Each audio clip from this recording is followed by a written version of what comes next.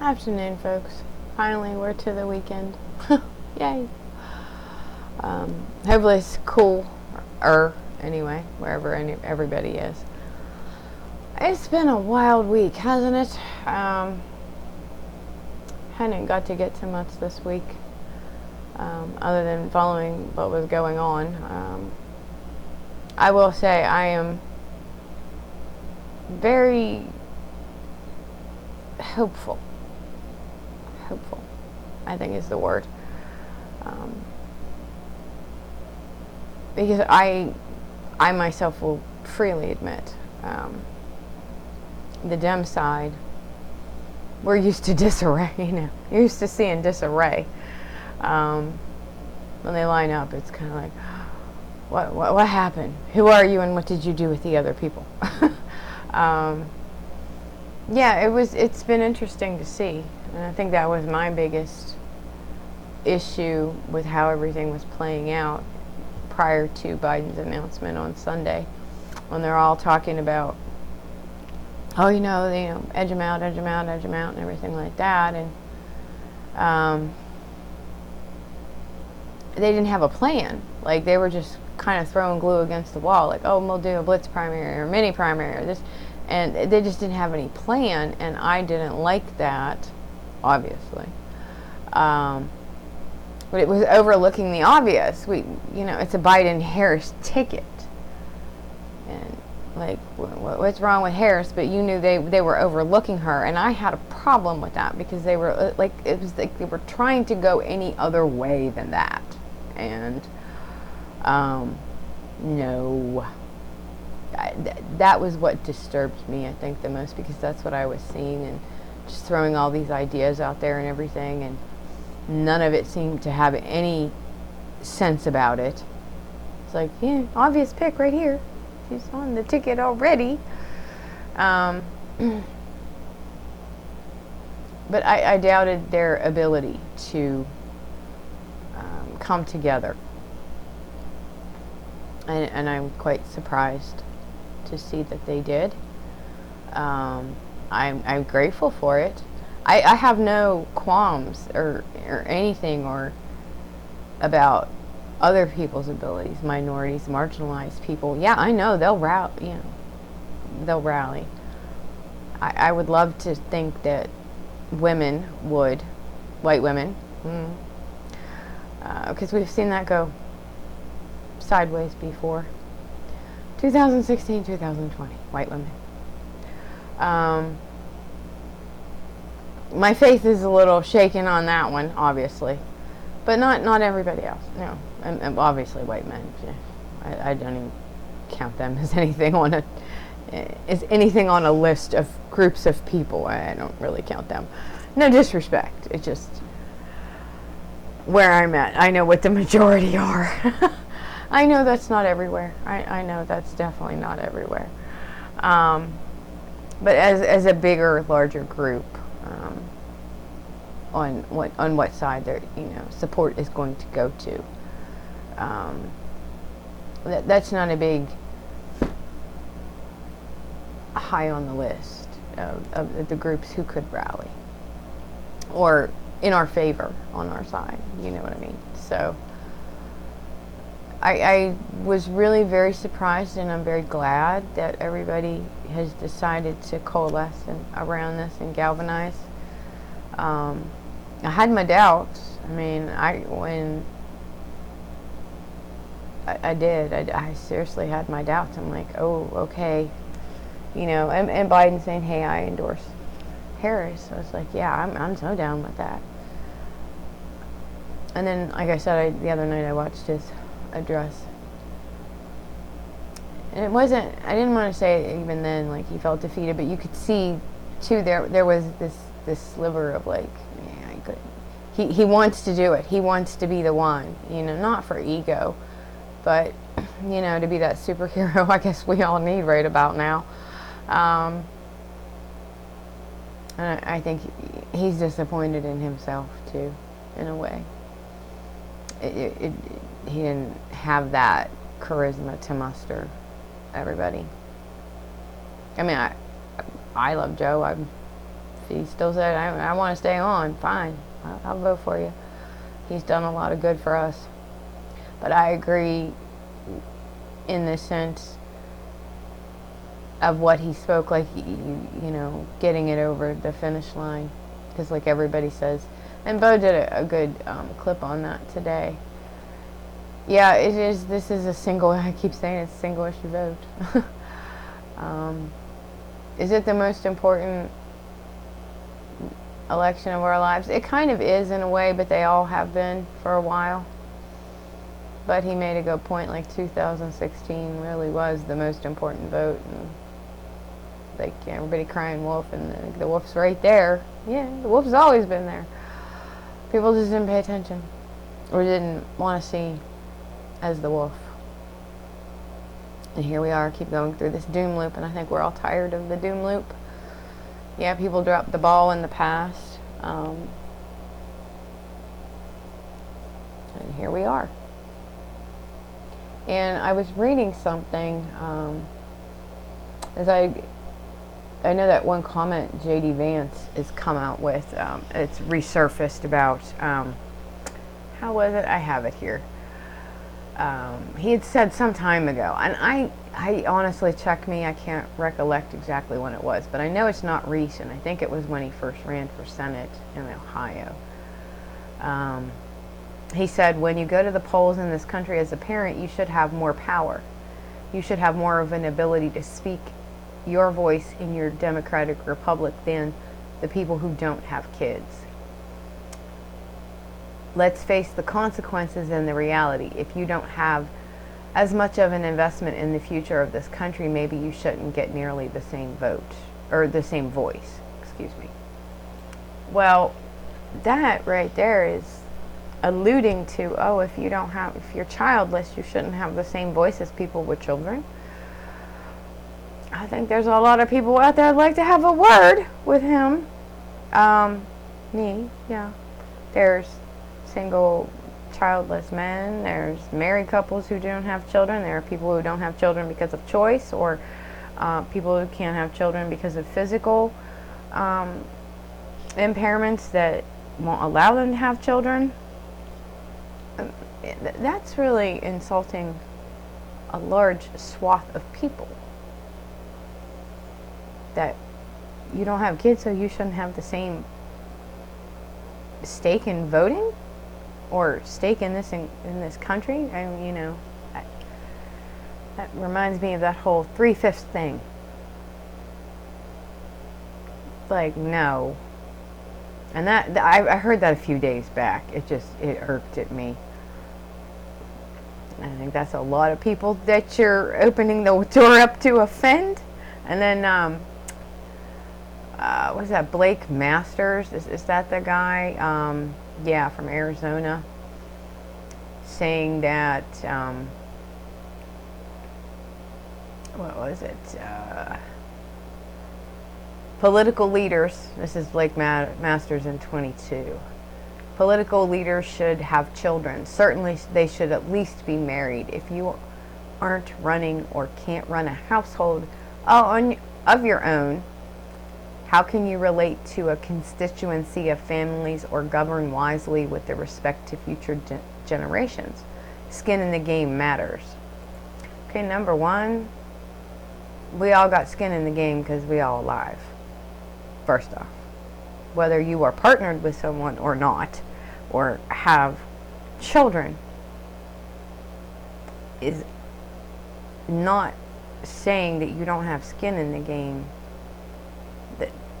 because you don't. You know what I mean? Make that make sense. Again, like if you don't have children, then you shouldn't have as much say because you don't have as much skin in the game. Yeah, I do. I'm here, breathing in and out every day, all day long. Yeah, my life, I have skin in the game. And because I don't have I have a 4-pod family, and I do have, regular family, human form. I don't have skin in the game. I am fiercely protective of my sister and my niece. Mother Panther protective, like mess with my girls, the talons will come out.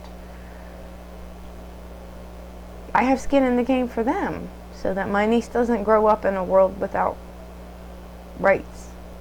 So she doesn't have less rights than I do. Yes, I have skin in the game. I just think, and that's my personal, I think everybody could wrap that around to bring it back to something that relates to themselves. It's just such a demeaning and dehumanizing bunch of statements that I just can't wrap my head around. And then last night I was reading, I'm still on my Dahlia Lithwick book. I read a little bit every night. But I was reading something Anita Hill said. And it totally just, it was like, yeah, that is so it. And put it in a way that it does encompass the moment we are in. I have it here because I even saved the page. I'm like, oh, that's so right. I got to put that out there. And this was from, the chapters are really good, from Lady Justice, Dahlia Lithwick, about the Me Too movement. But this is the Her Too chapter about Anita Hill and just 3 names, and I never get them right. The one who came up against Brett Kavanaugh, I apologize, Christine Blasey Ford. It's the chapter about them and going up against the nominees for the justices, and how, again, it became reality TV, and people watching mistook it for the law, and it was a hearing. It doesn't have any legal ramifications as far as criminality on accusing people. Yeah, you can accuse them of doing these things, but it's not like you're going to the police station and saying, hey, this happened to me, I'm filing a report, and all of that. And people mistook, and still I think do to some extent, mistake those hearings for actual legal proceedings. And it's not to say that they aren't legal or have some validity as far as a function, but they are not a criminal proceeding. They are a hearing, which is not a criminal proceeding in this case. It's just to see, it's a job, it's a hearing to say, hey, we want this person for this job. It's like a big job interview in front of the country. And yes, you are testifying in front of Congress, and that does have legal ramifications. But it is not like a criminal trial. And people mistake those, and that's a good point that is often made in this book about that. And I'm like, yeah, I think that's something. When you see these things, people they kind of has the aura of, oh, justice will come, and then the investigations stop once they get nominated, and then it's all bets are off. Or not nominated, they get put on the bench, and then bets are off, and nobody looks, and nobody does anything, and it just dies. And again, that's no way for anything. When you have an accusation, as they did face Kavanaugh and Thomas, how could women see any satisfaction? But Anita Hill made a good point. I've always admired her. I remember that. And I did believe her. But I was a kid. I was young. I was in the 90s. Yeah, I wasn't a kid, but I was young, but I still believed her. And she's talking about how a lot of us, people were, Hillary Clinton warned us too, hair on fire, oh, you're being too paranoid, they're not going to do anything with Roe, they're not going to do this, they're not going to do that, and everybody thought it was just everybody being paranoid and just overreacting, and no, look at the chess pieces that have moved on the board. And I get why, in the way that she framed this was very telling, and it speaks to the moment that we're in. she was speaking, and she was being interviewed, and she was somewhere, and she says this young white man on a college campus stepped up and said, "Aren't you being a little paranoid? You act as though the sky is falling." And she thought about it, she says, and she went, "And here's the list, and you can tell me when the sky is falling." And she gave him like the list of why we as women, and just we see all around us what's happening. And usually, again, Hillary was right. Every single thing. Like her or not, she was right about everything. And then Anita Hill goes on to say, she thought about that for a couple of days until she realized, as she was telling Dahlia Lithwick in the interview, it wasn't just that the sky wasn't falling for him. It was because we don't live under the same sky.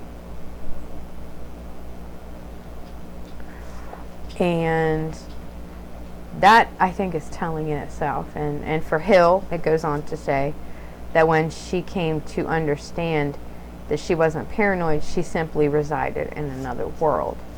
And when you don't have to know these things, but my very survival relies on the knowledge of these things. I'm quoting that part. And that is very, very true. And I think that speaks to the moment that we're in, and we were in 16, and we were in 20, that, can you go somewhere else? Go. My dogs, they're so sweet, but they're noisy. But I think that speaks to the moment that we're in. We were in at 16. And we're saying, hey, look, if Trump gets in, he's going to get those justices on the bench and SCOTUS, and, you know, Roe will be on the block, and all of these other things. And we've seen it. We've seen it happen. And everybody keeps saying, oh, you're paranoid, you're overreacting. And nobody was overreacting. And again, that's why I said read the SCOTUS decisions. Just this term, or go back to last term even. Just little ones. And you can go back further. And I'll go back to Roberts with Shelby County. And even Bush v. Gore. Just the way some of those decisions came down. If you read them, it's just, it blows your mind, and you're thinking, wait, this leaves a door open for X, Y, and Z to happen. Oh, nobody will ever do that. You're just being paranoid. You're overreacting. And look what we've got. Project 2025 on our doorstep. Yeah, we weren't overreacting. But that speaks to it. These people are going, oh, you act like the sky is falling. Yeah, we are, because we live under a different sky. And the sky might not be falling on that group over here that says, oh, you're being paranoid, or you're being you're overreacting, because the sky's not falling for them. It doesn't touch them. But for all of us over here, under this big umbrella, the sky is falling for us. And I'm not just talking women. I'm talking women. I'm talking marginalized communities, people of color, poor, elderly, children. Yeah, the sky is falling on them. But over here, for these other people that doesn't touch, I would like to give you fair warning that it will touch you at some point, in some way. You're not living under that sky now, but it doesn't mean that paradigm won't shift either. But that's where we all are. You've got a group over here that says, oh no, the sky isn't falling. And you got the rest of us over here where it's a different sky. And they don't see that.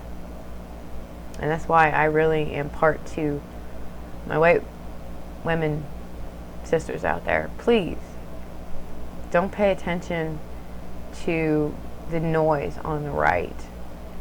And I see people, and I've seen it my whole life too, especially where I come from, you know, the racism and And it's strange, even the misogyny out of women towards other women. It's not strange, it's just, it's disconcerting, and it just kind of throws you off balance. I know all women aren't, bound together and hugging tight and kumbaya. I know this. It has always been something that never sat well with me. Because I see some women that it's like, I go, whoa, what? Just, who are you and where did you come from? Because, like, if that's how you think it is, I feel for you in that tunnel, whatever you're living in. But yeah,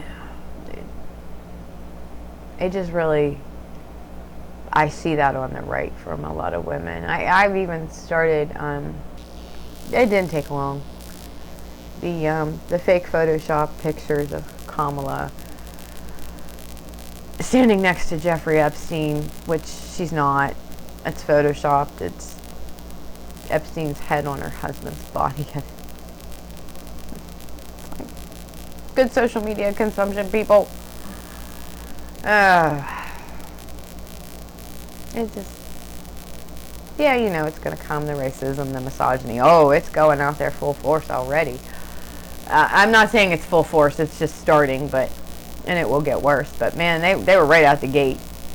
Like, didn't wait, didn't hesitate. And that the Speaker of the House actually has to tell his people, don't be racist. And they're like, nah, we're not going to listen to you. I think that should tell you all you need to know, because if they're racist, they're misogynist and sexist too. So, kind of goes hand in hand, I've noticed, in this iteration of the right. A lot of prejudice, a lot of bigotry. Oh yeah. They all kind of go together. But I thought that was a very prescient statement that I read that in the book last night. And yeah, two different ways of viewing what sky you're living under. And, well, not two different ways of viewing it, it's just you've got one side living under this sky and everybody else living under this sky. And they're very different. And we can see from the lens that we're looking through, but the other side can't see that through their lens that does affect everybody. It's just, no, it's not affecting me, so it's not that big a deal. It's like you've got two islands out in the ocean and you've got one on fire and you've got one over here going, oh, well, we're just going to sit on our island. We're fine. That fire's not going to jump. And, not going to come to us. So we're okay. Again, kind of two different skies, two different islands. But I thought that was a good framing that she put on it. And it's so very true. Like, yeah, that's why everybody says, oh, we're overreacting or we're just paranoid or whatever. No, we're not. No, we're not. I mean, I went into Project 2025 reading it. Not with a preconceived notion. I started hearing about it like end of last year, I think it was. And then the beginning of this year. And hearing all these terrible things about it. And I mean, I read a little bit and then I got away from it for a long time. And then it started coming back in the news. And then just, the whole hair on fire. And I thought, okay, the little bit I started to read of it wasn't that bad. I'm like, let me go see for myself. And again, I hadn't read that far at the time before.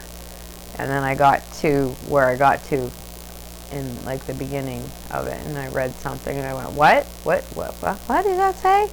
I had to read that a few times going, okay, yeah, maybe it is going to be as bad as they say. And then I flipped and I jumped around to different sections. It was like, okay, they weren't wrong. They weren't wrong. I went into it trying to, be as open about it as I could, because I thought, I know how people like to overreact. Because we've said, we've been called that, and we weren't wrong. But just depending on the person saying it, sometimes you got to take a step back and go, wait a minute, maybe they are overreacting. I think it just depends on where you're hearing it from and how they present that or frame that. And so I did go into it as open as I could. I didn't go into it with a preconceived notion. Like when I first started reading it months ago, it was like, oh God, this is just boring as heck. And I don't even think I started at the beginning. I did read a little bit, and then again I jumped around because I'm like, oh my God, this is so boring. Does it ever pick up? And I'm like, no, this is just boring throughout. And I'm like, okay, yeah, I'm just like, nah. And then I got distracted with other things. Things happened, and I just got away from it. And then I started getting back into it, and I'm like, okay, let's start from the beginning. I do jump around now, but because I'm like, I can't believe it. It can't be all bad. I mean, certainly not. I wanted to try to give at least a little bit of benefit of the doubt. Like, yeah, maybe they're just they're reading from their perception and their own. We all walk into things with bias and our own notions, preconceived notions. So let me go. Yeah, it is that bad, and that's why I will hair on fire it till the cows come home. Because of that one statement, they will have teams ready to go the minute that their Republican president or conservative president says, so help me God. Okay, you've got some, oath keepers or something on the back end that you hiding? That ain't even, that's not cool at all. Come out. You know, they don't hide it. Or that whole, when he got on the telly, the Roberts guy, and oh, it'll be bloodless if the left allows it. No. Yeah, it is that bad. When they're all about violence and forcing their will upon others. Yeah, I have a problem with that, as everyone should. And every, women. Yeah, white women too. Pay attention. You got daughters, you got granddaughters. Yeah, that's your sky now too. You might not have thought it was. I mean, look at me. I don't have kids. I can't have kids. But I do have those close to me that I would fight tooth and nail for. And it may not, most of that stuff in the literal, like having to do with reproductive health and whatnot, don't affect me the same anymore. But for decades I did fight just to get what I wanted done so I could have a little bit of physical peace. And even that was a struggle that no woman should have to. I've said it before. And I think about them getting rid of the ACA. That protects us folks with pre-existing conditions. Although I've run into it where, because I had skin cancer removed, I had basal cell carcinoma. I tried to just go, I didn't sign up for it when I started at my job because they told me it would be pointless. They didn't cover anything. Or I would never get to that point and I would never use it, so it would be a waste of money to get short-term disability. Like if something happened. And I was told that. And I didn't. And so after I had, we kind of finally got to the diagnosis and I hadn't started treatment yet. I was looking into it like, okay, I'm not going anywhere, but I think it was even before that. I have a bad knee from a break, and I've had about half a dozen surgeries on it. I had 2 rebuilds. It was not a pretty 2 years. My knee was really bothering me again, and I was thinking, I've been trying to hold off the knee replacement as long as I could. They wouldn't do it because I was so young. And I was looking into something for that. That was it, just in case. And when I went to go get short-term disability insurance, they denied me because I had already had cancer. That's the struggle we face, to try to get, any sort of safety net, cushion, And it's the same with reproductive health. And if you want to, like, even before the ACA came in, I don't know. The insurance I had was so minimalist that I paid for myself that I couldn't. I was sick a lot, and I couldn't. I had to go, and it was just, I'm dragging on the floor, can't function. Was the only time I would ever go, because I had like only like 4 appointments a year and only limited testing, and I couldn't afford the specialist bills, and I couldn't afford to go pursue, hey, look what's wrong with me, until I got like real insurance. But the ACA really helped with that one line about covering pre-existing conditions, because imagine they kick out the ACA, what about people with heart disease, diabetes, asthma? I mean, things that we look at as everyday now. I mean, because it's more common and people have these conditions, but insurance companies will say, no, we don't have to cover you. Just like my cancer was removed. It hasn't returned yet, knock on wood, but they denied me just for short term for that. Imagine what it would be like if you went and tried to get insurance at the ACA, or some variation of that pre-existing statement isn't somewhere as a law. Imagine what it would be like to get health care. You wouldn't. Or it would be so expensive nobody could afford it. And that's what I said, the rich, they don't care about all this stuff. Us folks on the ground, yeah, we care about it. That was why I think for a lot of years I didn't really pursue, because I had this limited insurance. And even the couple of times it was made mention to me about my blood being wonky, nobody really picked up on it. And even after I had my car accident, and I was like desperate for money because they wouldn't release me to go to work. I was going to go donate like blood plasma, like they would pay you. I was like, okay, I need money. I got to do something. Because I wasn't allowed to, I wasn't technically allowed. I did work under the table a little bit, but they told me something was wrong. But again, brain damage, I'm still trying to rehab myself. And my anemia, constant present. Yeah, okay, I know about that. They said something, and it should have hit me then, and it didn't, about my levels. There's something called IG levels. Your immunoglobulins, the stuff that makes the antibodies and stuff. They carry that and all that. It's in your blood. Mine weren't right, and it just didn't register with me then. And there were other times. But again, we come back to, yeah, healthcare is important, and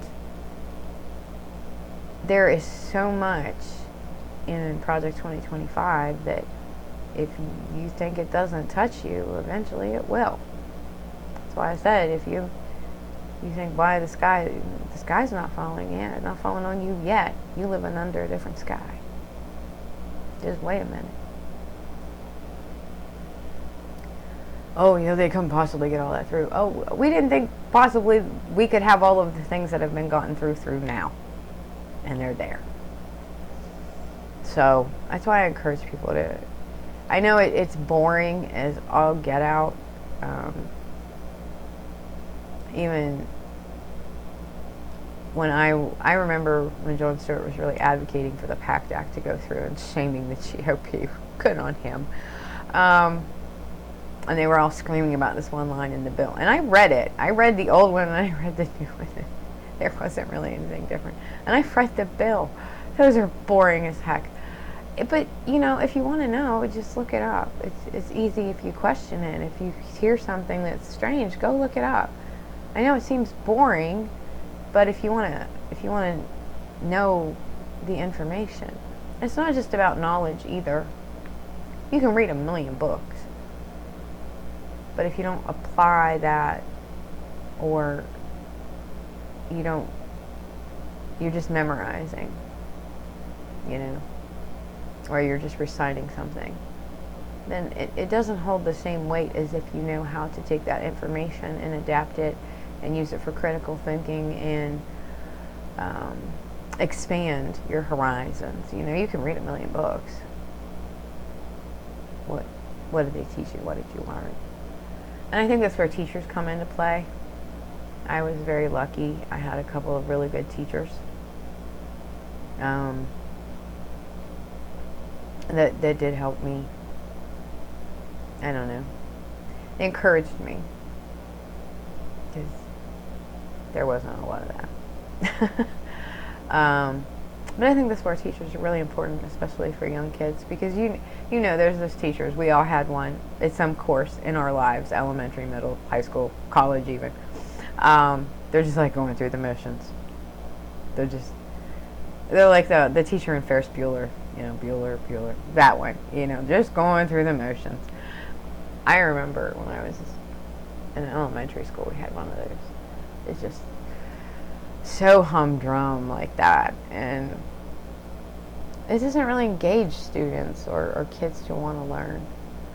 And it's like, I am terrible at math. I hate math. Me and math are not friends. Give me a basic math, adding, subtracting, multiplying, dividing, fine. Start to get me into other stuff, like when we had to do algebra.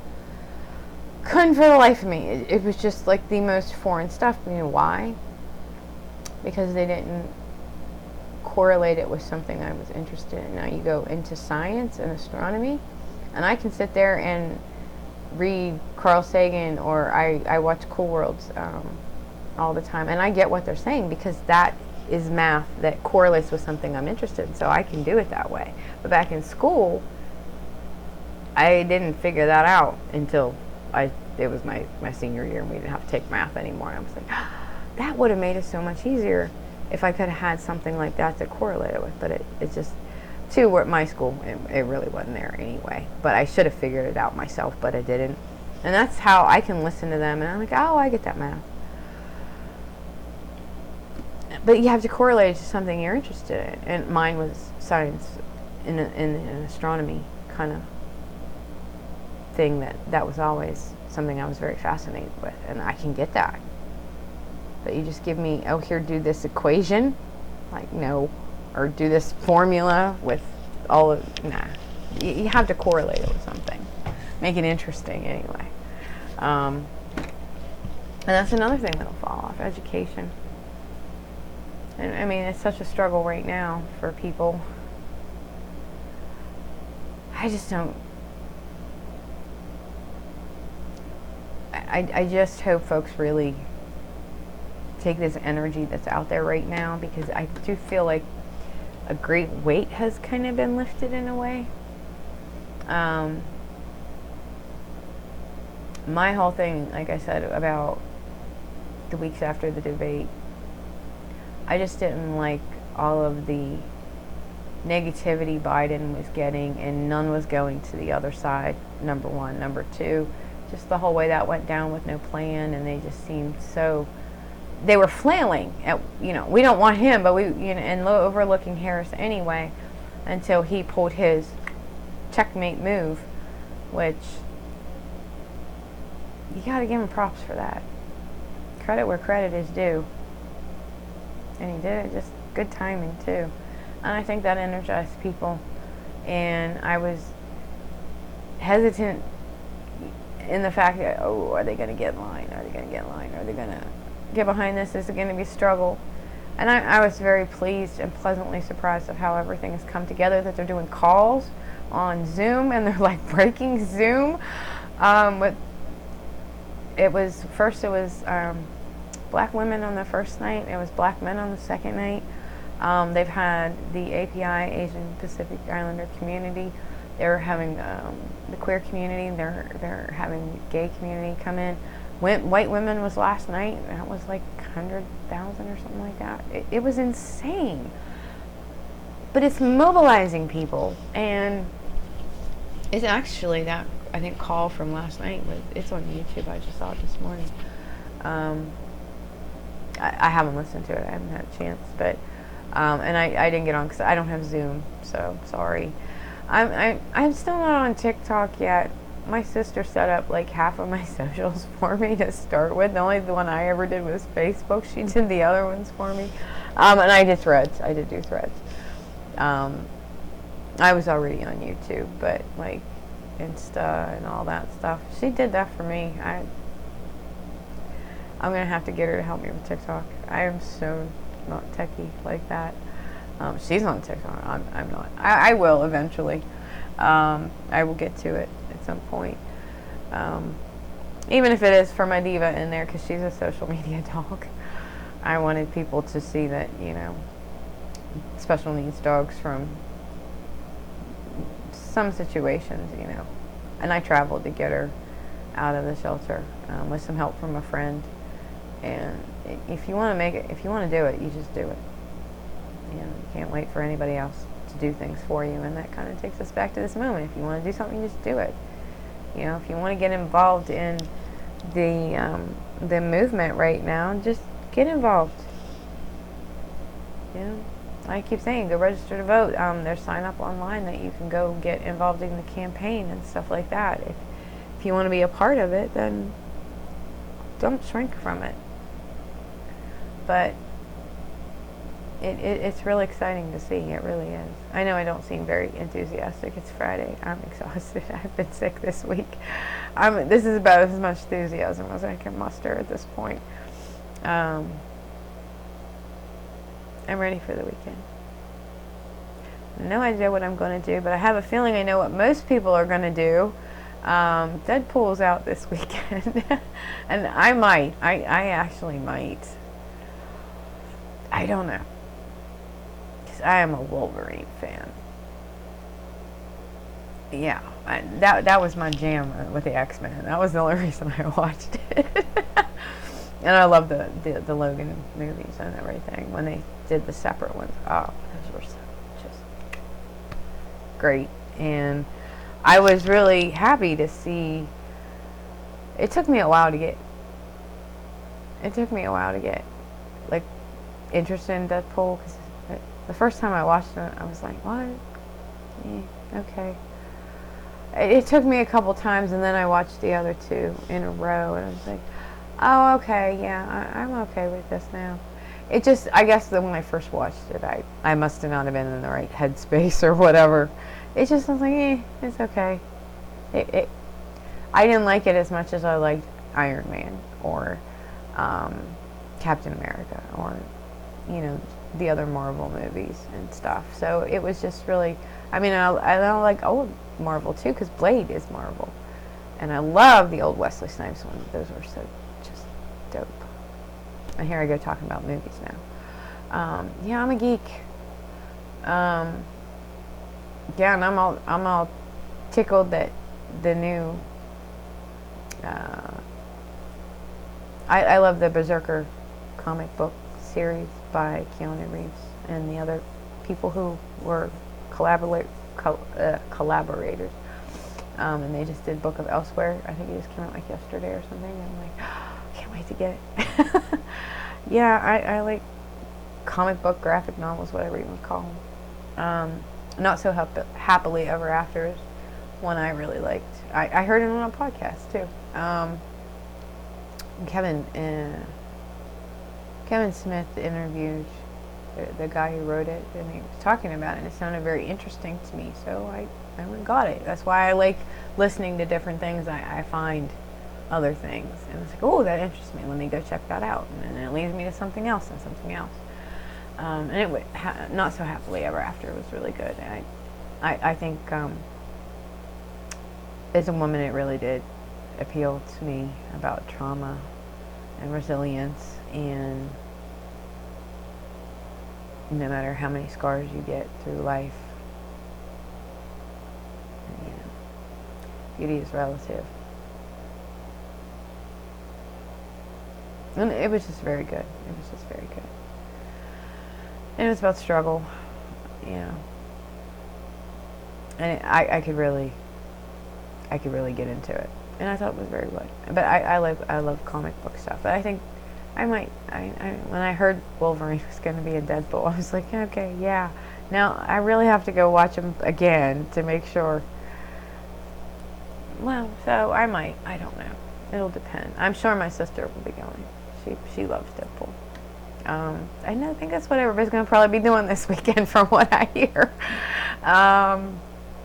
But other than that, that's why I'm not very enthusiastic. It's just been a very long week. Sleep has not been my friend either.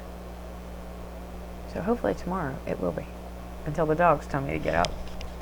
But anyway, check out that, if you have the Lady Justice, Dahlia Lithwick book. It's really good. It's worth the read. I've been interested in the law off and on for a long time, but I never thought a book about the law would be a page turner. I really never would, but it kind of is, and it keeps me up sometimes because I keep reading and reading, and then I have to put it down. I even liked Ellie Mistal's book, Black Guy's Guide to the Constitution. That was another one that was a really good read, really quick. You can get through it.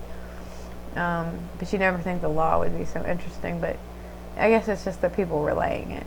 I read a lot of other, tomes about the law that's like, okay, this is boring. It's kind of like Project 2025. It's just boring as all get out, but once you start getting into the meat of it, like I was in the Office of Management and Budget last night, and a couple lines in that like jumped out at me going, I'm going to keep reading this paragraph again until I don't want it to read the way I think it's reading. And that's the thing. You don't want it to be reading that way, but that's the way it's coming across. And it's hard to deny that it is an absolute, I'll be kind to say, restructuring of the government into a new form that is not democratic, republic, or it would give the illusion of it anyway. So, yeah, not the vision I have for the future, and I'm grateful to see that so many people have a different idea now, and are getting on board, and it's really lovely to see. It really is. I think we've been under this concrete block, weighing us down for so long that it's just nice to come up for a breath of air, where it's like, what we can do this. And I have no doubt about, again, like I said, communities of color, marginalized. I have no doubt about that whatsoever. I do have doubts about people that kind of look like me. But I see a lot more people being engaged because, yeah, we didn't really do it right the last couple of times, white women. Not everybody. I'm not saying everybody, but there's some. If you don't think it will affect you, yeah, it will. You might be living under that sky now, but wait a minute. Things will shift. So it's very important to be educated and engaged, and not just share some goofy memes on Facebook or wherever. Because all of the disinformation, misinformation, yeah, it's going out there with a bullet again. I mean, we have ebbs and flows, but yeah, I'm seeing it. It's like, oh, Jesus. Good social media consumption, people, please. But anyway, I just wanted to bring that in about the real, those statements by Vance and then that one by Masters were like really, and it doesn't surprise me. I mean, that's the right's big play. Let's just be dehumanizing and disrespectful to women. I mean, Trump was always like that, but he didn't bring anything that would energize or expand his people. I don't think. Just keep the same ones there. And now they're really picking on women, and a woman's running, and they ain't shy about it. Yeah, women are capable. You have mothers. Remember that. So, but I did want to bring that up about what Anita Hill said too, because it was, I think, very relevant for the moment, about the people who think, oh yeah, we're all just freaking out, we're crazy and all of that. And no, we're not. You living under a different sky than we are. So, all right, everybody. You guys have a good weekend and stay safe out there. And if anybody does go see, I don't know if I'll make it to the movies. I would like to, but I don't know if I will or not. Leave a comment and see what you thought about them if you went and saw Deadpool. That would be interesting. I saw somebody on one of my friends on Facebook said they had already gotten to see it, and they were like, oh, you have to go, you have to go. And I would really like to, but I just, getting me out sometimes is a chore. I mean, I love to go out in my yard. I'm out in my yard all the time. But, yeah. I know if you just wait a minute, it'll be on. You can get it on streaming at some point. So it's like, can I wait watching it home? I'm sure my sister will tell me all about it too. Yeah, we're big Marvel kind of geeks. I'm a Batman geek. Not old. I'm talking old, like King Batman. Not so much new. I did watch the Val Kilmer, George Clooney ones, and after that, I just couldn't anymore. I just couldn't. Michael Keaton will always be Batman for me. And Adam West from TV. I grew up in that time, so I mean, Adam West was more the, TV version, obviously, back when, they didn't have real, like, they didn't have CGI and all this stuff, but I still like, Batman and stuff. Yeah. I like that sort of thing. And of course my Star Wars. Always my Star Wars.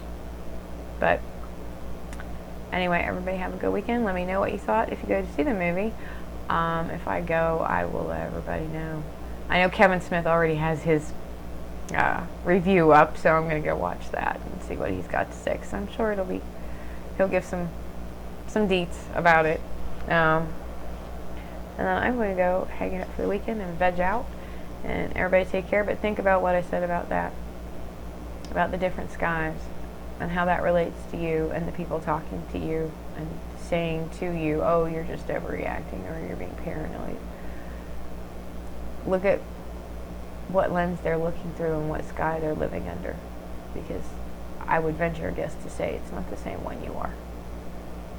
All right, everybody have a good night, and don't forget, go register to vote. The voter rolls have really gone up, like almost 40,000. It was in like 48 hours, there was like over 35 or something, over 35,000. So go register to vote. Definitely go check your registration. Some Dems, I've heard whispers about them being thrown off the rolls for whatever reason. There's just whispers about that. So definitely go check your registration. Make sure it's active. And it closes in some states, so make sure you do that. Okay? Everybody have a good one. See you later. Bye.